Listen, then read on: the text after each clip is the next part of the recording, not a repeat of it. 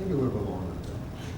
And the advent of accelerators began when there was a significant amount of capital pouring into really early stage investments. And those initial pioneers in that space made enormous returns. And of course, they made enormous losses. But people saw the returns, and so we started to get a proliferation and an expansion of dedicated capital finding its way to early stage seeds.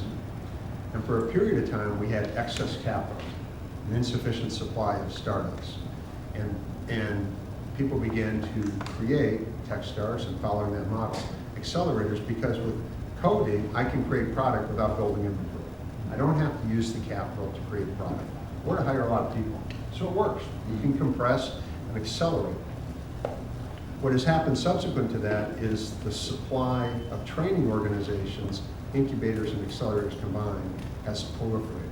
Globally, it's just exploded in the US. I've already given the numbers. You know, we're talking about 1,300 institutions focused on doing the same thing. And that has diluted the quality of supply of startups. There's a whole bunch of people out trying to start an idea, and bless every one of you that are doing it. But if you're an investor, it's a diluted pool. It's harder to pick the winners. So capital, which still, by the way, there's more cash on the sideline than the history of the world, but it's pulled back. So it's harder and harder to get early stage funding. And frankly, it's pretty hard to get seed money. It's just hard to get the money because they're letting the marketplace sort it out. The pipeline of ideas is too rich. There's too many. I don't know how to bet. So I'll just let whoever survives, I'll talk to you when you're ready. Come and see me to Series A. So that's the environment we're in. It's hard to raise money because capital is letting the marketplace sort out the winners from the losers. And I don't see that reversing.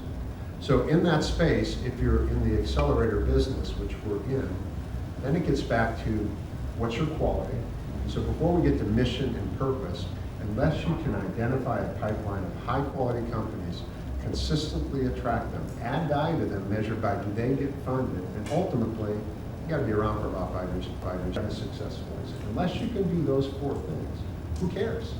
I don't know what your mission is. Yeah. I don't care. Because you gotta prove you can do those 4 things.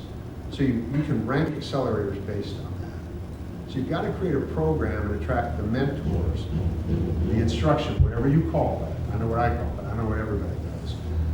The investor base that believes in you, and the financing to sustain it all. We have overhead. We pay real salaries. We pay real rent. You got to fund it.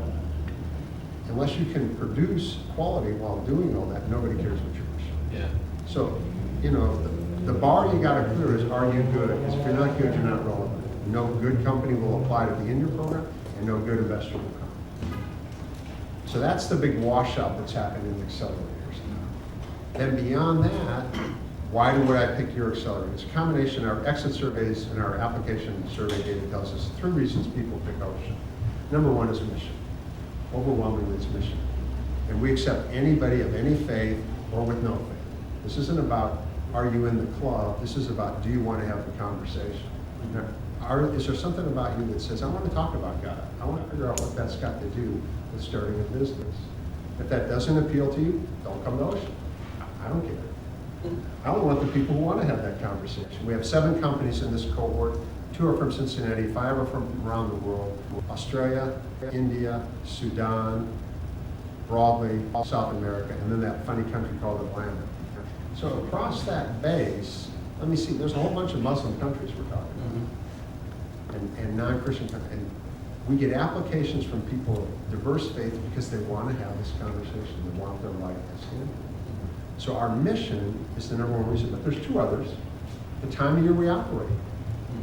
We operate from January to May. When we started, we specifically picked the time that would not impact existing accelerators, Brandery and Uptech specifically. We wanted to be complementary. We wanted the Cincinnati ecosystem to have a 12-month spin. So at any time there's a cohort moving through here, right, always attracting investment capital, always giving venture a reason to come to Cincinnati. Sure. And that's worked out very well for the ecosystem and for us. So time of year, what your mission is, time of year. The third thing is, what do they do? And they measure that based on how much seed money they're going to get and how much support. So at Ocean, it's $50,000 We partner with Frost Brown Todd and the University of Cincinnati Law School. They get free legal services. They get co-working space. They get, we got about 80 mentors, an individual mentor for every company, and the rest are subject matter experts. We have relationships with about 35, actually it's closer to 50 venture capital. Yeah. That's kind of what they get. That's their ask. That's great. So how, you're a pretty transparent guy. How are the alumnus going? You know, how's it going? We're